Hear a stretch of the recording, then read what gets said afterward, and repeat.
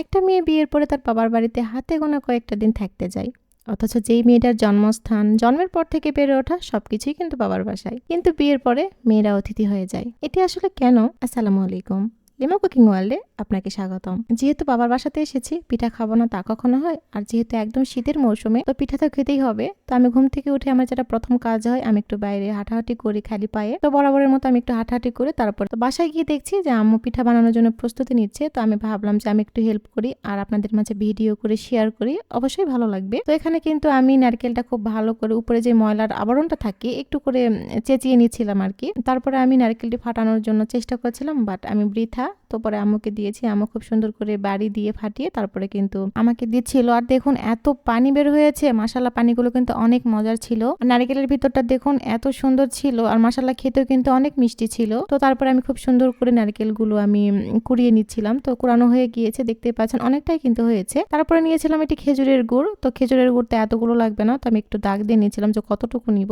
তো সেই দাগ অনুযায়ী কিন্তু আমি খেজুরের গুড়গুলোকে একটু ভেঙে নিয়েছি, তারপরে কিন্তু একদম ছোট ছোট করে কেটে নিয়েছি। তো কেটে নেওয়ার পরে কিন্তু তারপরে দেখছি যে আম্মু এখানে আটা মাখানোর কাজ শুরু করে দিয়েছে।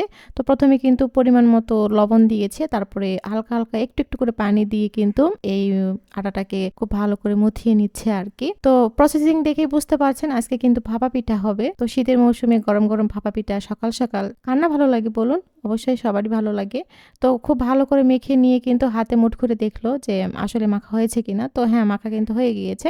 তো তারপরে কিন্তু বড় একটি, এটাকে খইচালা বলে হ্যাঁ আমাদের গ্রাম্য এলাকায়। তো অর্ধেকটা কিন্তু নিয়ে নিয়েছে। আটা নিয়ে নেওয়ার পরে কিন্তু হাত দিয়ে ভালো করে ঘষিয়ে নিচ্ছিল যাতে দলা দলা ভাবটা না থাকে। তো ভালো করে ঘষিয়ে নেওয়া কিন্তু হয়ে গিয়েছে। আর হ্যাঁ, আপনারা কিন্তু ঘাবড়াবেন না যে এতগুলো আটা নিয়েছে কেন। আসলে গ্রামের এলাকায় কিন্তু কম করে বানালেও হয় না, যেহেতু আশেপাশে অনেকজন থাকে, একটু একটু করে দিয়ে কিন্তু খেতে সবাই পছন্দ করে গ্রামের মানুষেরা। তো এখানে কিন্তু আমি প্রথমে কিন্তু আটা দিয়েছি, তারপরে কিন্তু দিয়েছি গুড়, তারপর উপরে দিয়েছি কিন্তু নারকেল কোড়া, তারপর উপরে সামান্য একটু আটা দিয়ে কিন্তু আম্মুকে দিয়ে দিয়েছি। তো তারপরে কিন্তু চুলার মধ্যে পানি বসিয়ে দিয়েছিল আগে থেকে। পানিটা যখন বলক উঠে গিয়েছে তখন কিন্তু এই ভাপা পিঠাটা দিয়ে দিয়েছে। তো আমার এই কাজটা কিন্তু খুবই ভয় লাগে, যখন এই ভাপা পিঠাটা এইভাবে দেওয়া হয় তখন কিন্তু হাতে ভাব লাগে, আমার তো খুবই ভয় লাগে। তো আম্মুই কিন্তু খুব ভালো করে দিয়ে দিচ্ছিল।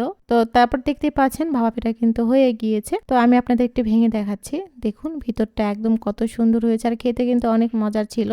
যতই হোক বাবার বাড়িতে এসেছি, মায়ের হাতের পিঠা বলে কথা, মজা তো হতেই হবে। তো এই তো আমি কিন্তু খাওয়া দাওয়া করে আমি আবার একটু বাইরে ঘুরতে গিয়েছিলাম। তো আশপাশে একটু ঘোরাফেরা করে তারপরে কিন্তু চলে এসেছি।